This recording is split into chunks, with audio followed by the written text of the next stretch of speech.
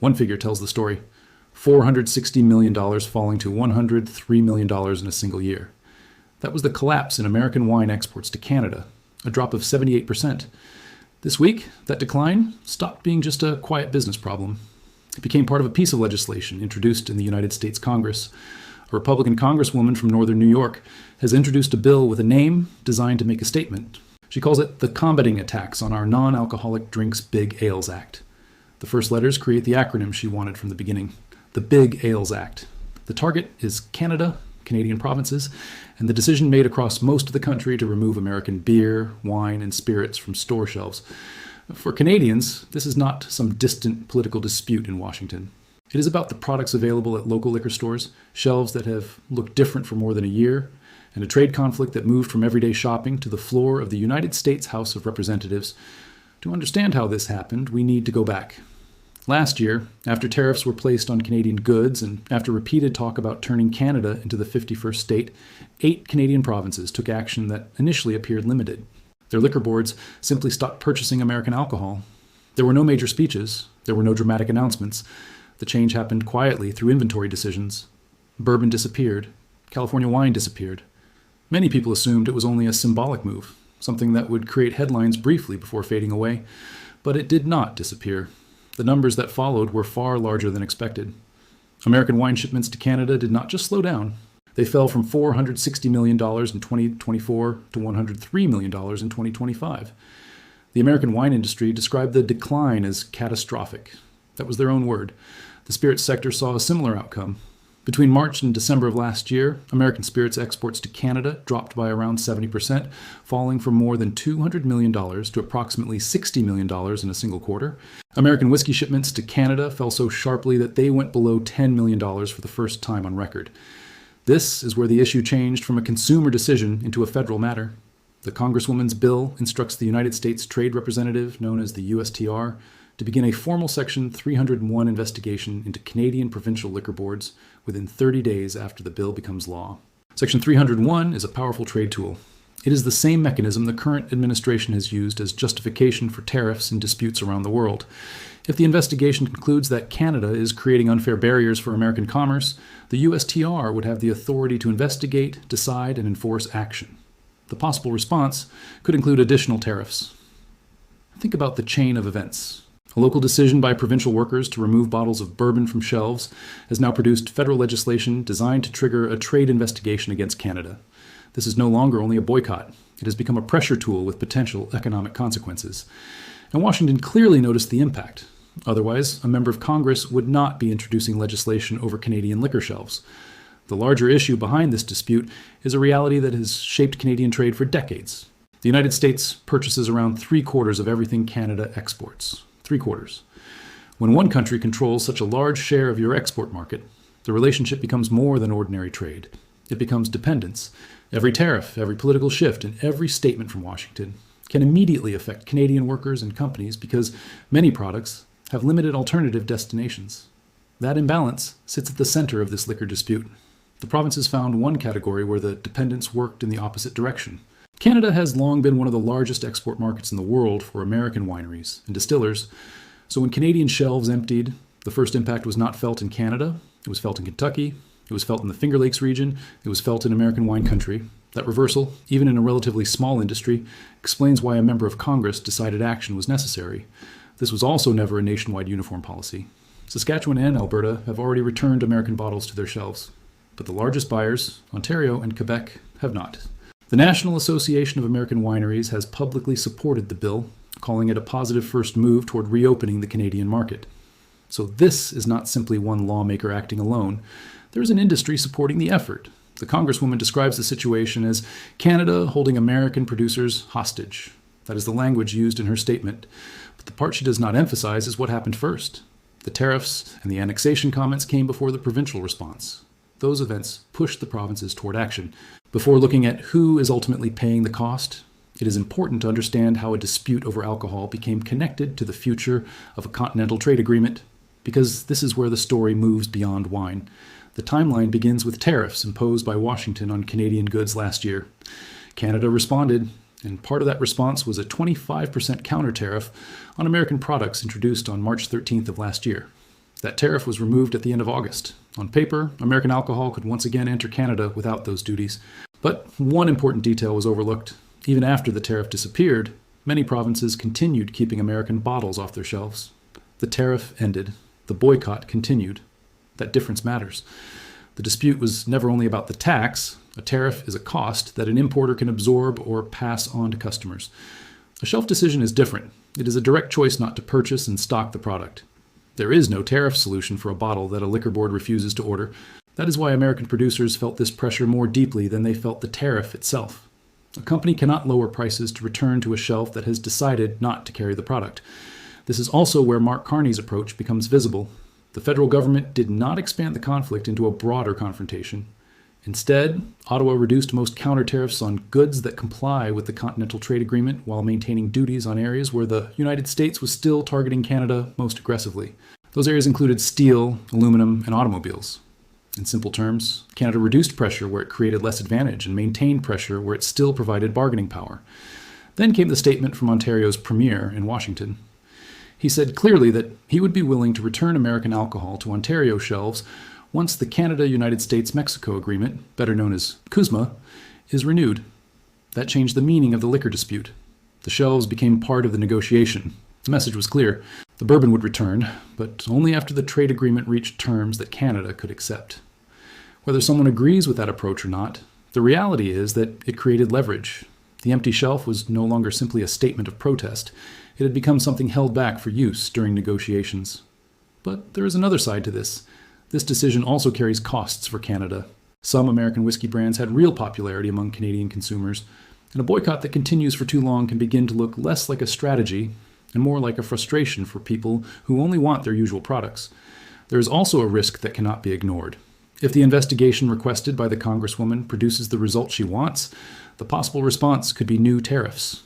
That means a dispute over liquor could invite retaliation against the exports that are far more important to the Canadian economy. There's also the question of how long a symbolic boycott can continue before it stops creating pressure and simply becomes the new normal. Those are real criticisms. But the scale of the impact is also difficult to ignore. One of the largest American spirits producers in the world, the company behind some of the most recognized whiskey brands globally, reported that its sales to Canada dropped by around 62% in a single quarter. The company told investors that the trade dispute had created significant challenges. Kentucky distillers said they lost roughly half of their exports to Canada in 1 year, pushing whiskey exports to their lowest point in 10 years. A major export market had suddenly shrunk. But the deeper numbers reveal something important. When provinces removed American spirits from their shelves, the demand did not disappear. It moved somewhere else. Sales of Canadian spirits and other imported products increased, while American brands declined. One of the world's largest spirits companies reported that its Canadian sales actually increased during the same period when American-made brands were falling. The process was not simply Canada punishing American producers. It was Canadian consumers shifting spending toward domestic products and goods from outside the United States. Empty spaces where bourbon once sat became opportunities for Canadian whiskey. And once this shift becomes established, the Congresswoman's bill takes on a different meaning. It is not only responding to a temporary dispute, it is responding to a change in market behavior. American brands were being replaced in Canada, and replacement can be more damaging to an industry than a short-term boycott, because replacement can continue even after the original political dispute ends. There was also evidence that Canadian imports of oak barrels used for aging spirits increased during this period. That suggests investment moving toward domestic distilling capacity. That is the part American producers have the strongest reason to worry about. The shift could also be seen in sales rankings. Ontario's liquor retailer reported that a well-known American vodka brand quietly disappeared from its list of top-selling spirits, while Canadian whiskey moved higher. During the same period, the Canadian operations of two major global beverage companies reported sales growth inside Canada. One increased by a few percent, the other rose by double digits. Canadian demand for alcoholic drinks did not disappear. It simply stopped flowing south. And markets that reorganize themselves around a boycott are often difficult to recover. Then, a dispute over liquor began affecting something much larger. Because just days before this bill appeared, an event at the highest level of the trade relationship changed how the entire story should be understood. The empty shelves were connected to a much bigger negotiation. On July 1st of this year, the United States decided not to renew CUSMA in its current form. The agreement was not ended, it remained active, but Washington refused the longer extension that Canada and Mexico wanted. Instead, the The entire agreement moved into a rolling annual review process that could continue for a decade, with a firm expiration date in 2036 if no agreement is reached. The timing was significant. Ontario's premier had said American alcohol would return once CUSMA was renewed. Then Washington chose not to renew it. The condition that could bring the bottles back was suddenly tied to an open-ended negotiation. The liquor dispute and the trade agreement became connected. To understand Canada's approach, it helps to compare it with Mexico's strategy. Mexico chose a different path. Instead of treating every American demand as a direct confrontation, Mexican officials focused on presenting themselves as cooperative. A senior American official, speaking to reporters, even highlighted a contrast, saying Mexico understood the administration's tariff approach, while Canada was in a different position. From Ottawa's perspective, that statement revealed something important. Canada was the country that did not simply give in to avoid conflict. Looking further back, the broader lesson from countries facing similar pressure is straightforward. When one trading partner controls most of your export market, the long-term answer is not only winning one negotiation, the answer is reducing the dependence so future negotiations carry less risk. That is what Canada has been attempting over the past year. Statistics showed Canadian exports to countries other than the United States increased by roughly 17% in 1 year. The federal government also reported a $33 billion increase in exports outside the American market. Canada even became the second largest source of imports into the United States, moving higher in the rankings, even while shipments going south declined. The lesson from previous trade conflicts is simple. Diversification can work, but it must begin before pressure reaches its highest point. This time, Canada had tools it did not have in earlier disputes. The expansion of the Trans Mountain pipeline gave Canadian oil a genuine second route, allowing access to Asian buyers instead of sending nearly every barrel south. For decades, that had been one of the clearest examples of imbalance in the relationship. Ottawa also created federal programs focused directly on this challenge. They included trade diversification funds and strategic response money designed to help companies find customers beyond the United States. None of these measures changes the situation overnight, but they show the direction Canada is moving. This is being treated as a long-term structural effort rather than a temporary response. However, there is another side to the diversification story. The shift is real, but it is uneven. The headline figures do not show the entire picture. A significant portion of the growth in non-American exports came from gold shipped to the United Kingdom and crude oil sent to places such as China. These were commodities benefiting from high prices, not evidence that Canadian companies across the board had suddenly conquered new international markets. The number of Canadian companies exporting to non-American markets increased by only around 6%, and the pressure remains very real in specific regions. Manufacturing areas in Ontario, Oshawa, London, and the Kitchener-Waterloo corridor are showing some of the strongest signs of trade stress in the country. Those regions are deeply connected to the American market and cannot quickly redirect their businesses elsewhere. Last year, economic growth was 5% below where it would have been without the tariffs. Growth was the weakest since the pandemic. One major forecast found that Canada only narrowly avoided a technical recession, describing the economy as trapped in weak and stagnant growth, with CUSMA, uncertainty identified as one of the main causes. So this is not a moment for declaring victory. Anyone presenting it as a simple win is ignoring the complexity. But what makes this situation different from the usual story of a smaller country being pressured by a larger one is the position Canada now holds. Around 85% of Canadian exports to the United States still move across the border tariff-free because they comply with CUSMA. That fact means Canada enters these annual reviews in a stronger position than many other American trading partners, many of which face wider and higher tariffs.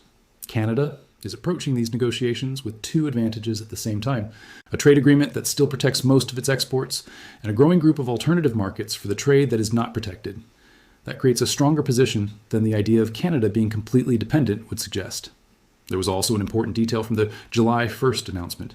Even a senior American official acknowledged that Mexico was being handled through active bilateral discussions, while Canada was viewed as the more difficult case. The official intended that as criticism. But from Canada's perspective, it showed that Ottawa had not simply accepted every demand in order to avoid conflict. Whether that approach eventually succeeds remains uncertain. But it represents a different situation from a Canada that simply accepts pressure without responding. Everything discussed so far points toward one central question: the liquor shelves, the congressional bill, the trade agreement that was not renewed. All of these events lead back to the same issue. The answer is not exactly what Washington continues to argue. Return to the original figure, $460 million falling to $103 million, a 78% decline. That number does not describe Canadian losses. It represents American wine that once entered the Canadian market and no longer does. That leads to the larger question. When a country removes a product from its shelves, who actually absorbs the damage? The Congresswoman's bill is based on the argument that Canada is hurting American producers. On that specific point, there is truth. American wineries and distillers are suffering. Kentucky bourbon exports reached a 10-year low. Producers from Oregon to New York lost access to a market they previously relied on. But that fact creates a challenge for the larger argument. If the original purpose of the tariffs was to strengthen the United States and weaken Canada, then this particular result points in the opposite direction. The tariffs were intended to pressure Canada. Instead, Canada's response created enough pressure on American producers that their own industry began asking Congress for relief. American workers were supposed to benefit from this trade strategy. So why are American manufacturers and distillers now warning Washington that the approach is creating problems? At the same time, the limits of Canada's position must also be recognized. Canada is not leaving this dispute untouched. The sector-specific tariffs affecting steel, aluminum, automobiles, and lumber remain. They are causing real damage to Canadian jobs. Mark Carney has not achieved the complete agreement he was elected to deliver. And the open-ended review process means uncertainty will continue to affect Canadian investment decisions. That uncertainty itself creates a cost. The American strategy also deserves recognition. Moving CUSMA into annual reviews instead of ending the agreement completely gives Washington influence every year without creating the immediate market disruption that would come from withdrawal. That approach provides leverage, so when all the pieces are combined, the practical impact becomes clearer. If this dispute continues through the next year as many observers expect, the consequences will appear in everyday life. The remaining tariffs affect the price of vehicles, home renovations, and household appliances, because steel, aluminum, and automobile parts are connected to many products. Trade uncertainty also limits business investment that creates jobs. For American households, the situation is reversed. The lost export markets and empty Canadian shelves represent costs being absorbed by their own producers. That is the unusual reality of a modern trade conflict. There is rarely a simple winner. But there is a clear question of who carries the cost at each point of pressure.